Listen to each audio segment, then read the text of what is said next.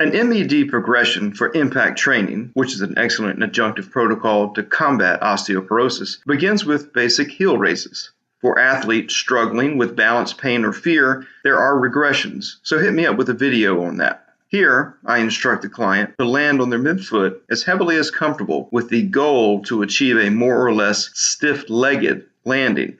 I explain it feels more like a shock wave traveling up the body, but reaffirm the comfortable part of landing as heavily as comfortable. After a couple of sessions, we'll move up 2 to 6 inches, 4 or 5 sets of 5, 3 times per week to every day.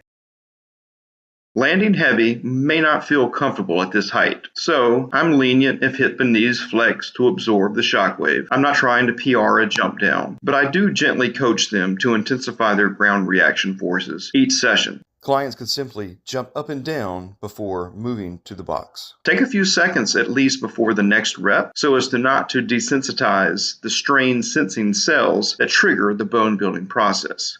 You could stay at this height for a year, doing it on the daily before going in one or two directions, continuing to increase the height gently and slowly.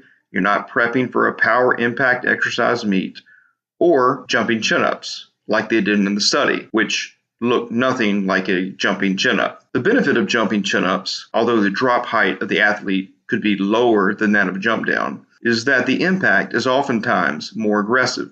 It's important to note that in the study, participants were instructed to release the bar at the jump apex, but I observed that clients feel comfortable with the bar in their hand.